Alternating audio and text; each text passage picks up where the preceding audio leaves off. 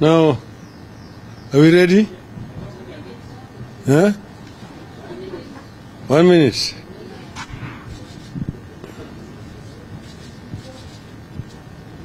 Thirty seconds.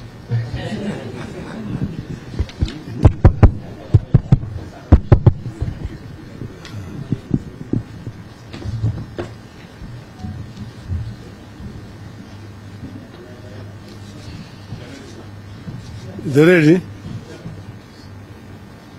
Okay, ladies and gentlemen of the press, we have a statement today which is on the Finance Bill 2023. Last week, Azimio la Umoja One Kenya coalition raised concerns about the Finance Bill 2023, which was published on Friday, 28th of April, and tabled in Parliament on the 4th of May, 2023.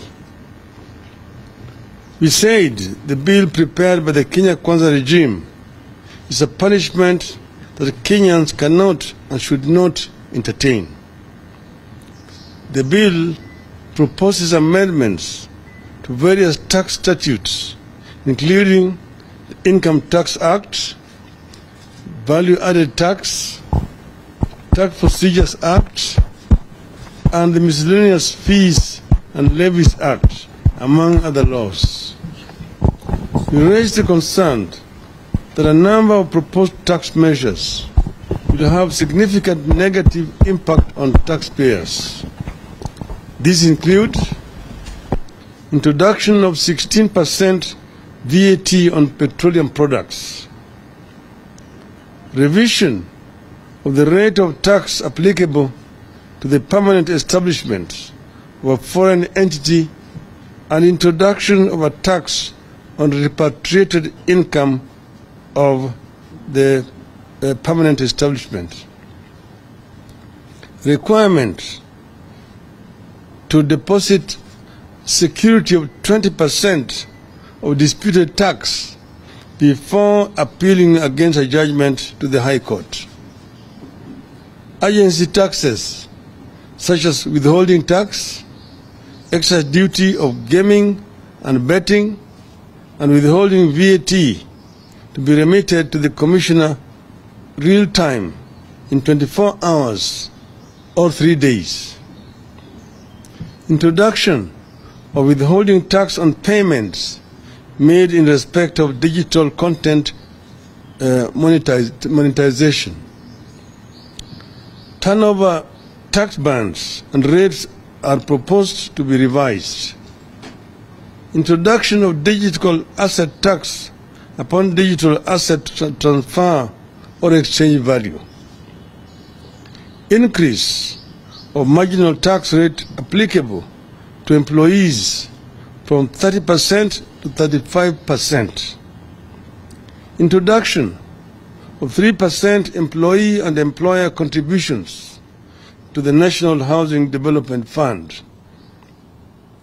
At the time of our statement last week, we took some comfort in the fact that the bill was being subjected to public participation, and there was a possibility that the reservations of Kenyans would be taken into consideration. Since then, however, the Kenya Kwanza hubris has kicked in.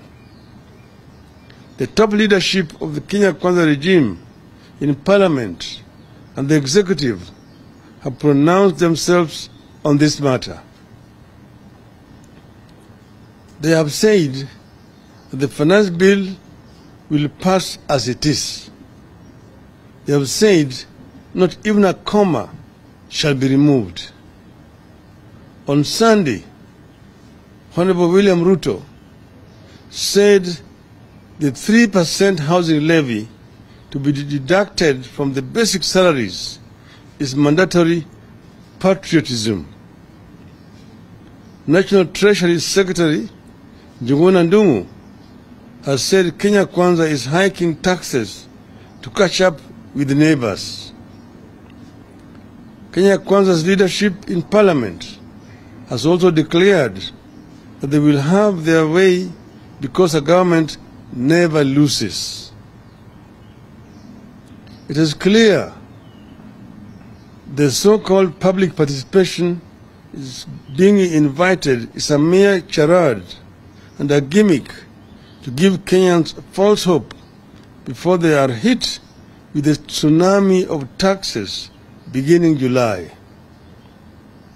As Ruto was speaking on Sunday, the Energy and Petroleum Regulatory Authority had just raised the retail fuel prices by Kenya shilling 3.4 for the super petrol, shilling 6.4 for diesel, and 15.19 for kerosene.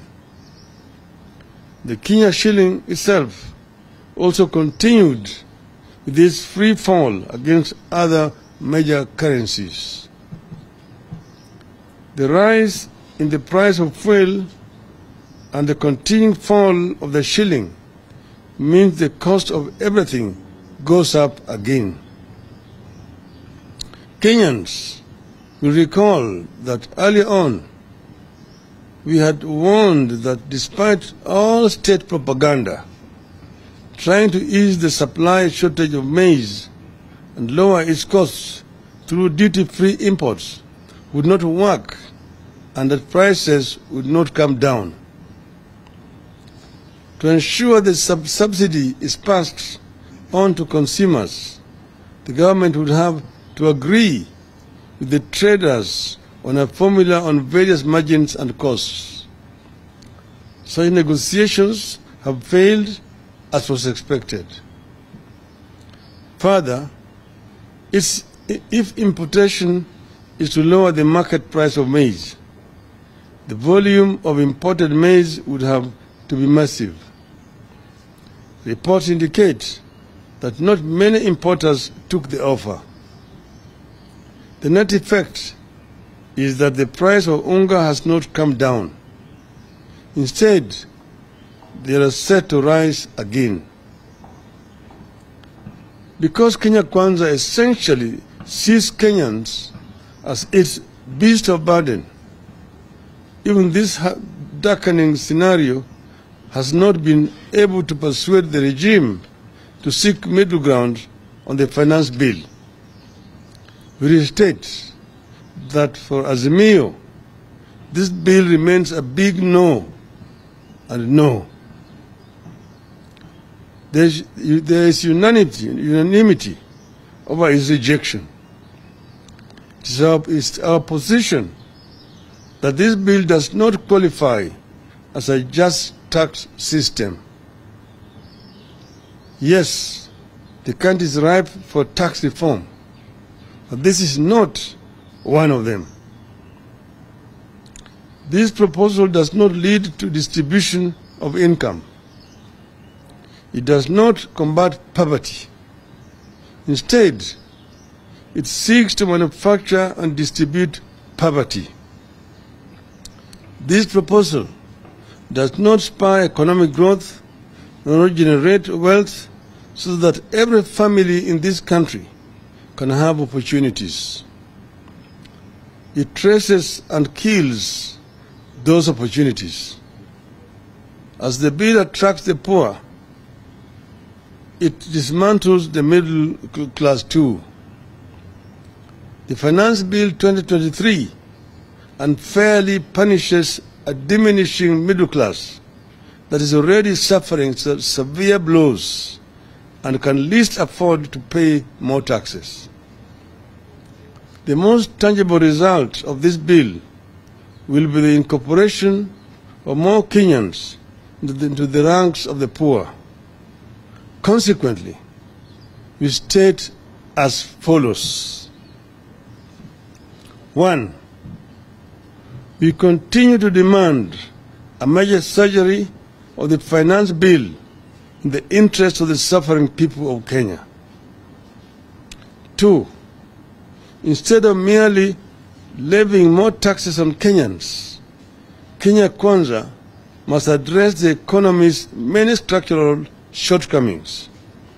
For instance, there's a reason why the Kenya Revenue Authority is unable to meet its revenue targets. Kenya Kwanza must figure out and address the problem. 3. The cash flow problem in the country is due in part to the weakening of the Kenyan currency. The weakness is not just vis-a-vis the US dollar. Our currency fell significantly against the Tanzanian shilling by nearly 10% since last September. This suggests that domestic factors are causing part of the decline of the Kenyan shilling. Kenya Kwanza must get to the bottom of this problem and stabilize the shilling. 4. Kenya Kwanza must strengthen and not undermine critical institutions such as those tasked with fighting corruption, collecting revenue, and investigating and prosecuting crimes as it is presently doing. 5. Kenya Kwanza must incorporate all productive citizens into its nation-building projects. Currently, the regime has alienated a huge section of the population who sees themselves as outsiders and strangers in their own country. 6. Kenya Kwanza must rationalize public expenditure. It must live within its means instead of spending money it does not have on programs and projects in the country does not need. 7. Kenya Kwanza must address the public concern that even as taxes rise on everything and for everyone, there is no clear plan to spend new tax revenues on welfare programs for the poor. Instead, those taxes will only stoke inflation and hurt the purchasing power of the poor families. 8.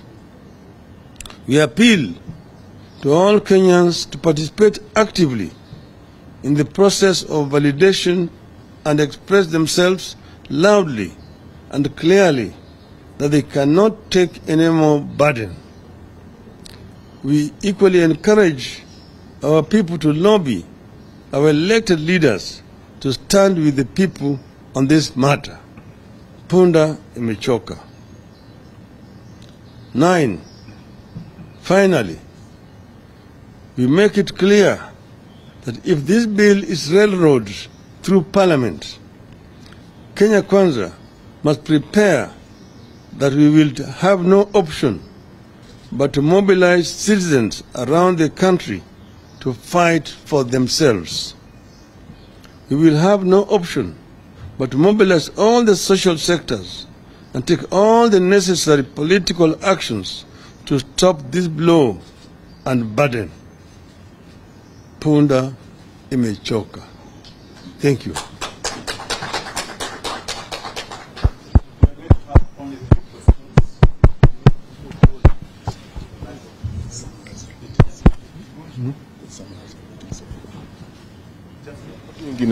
Tumesema kwa muhtasari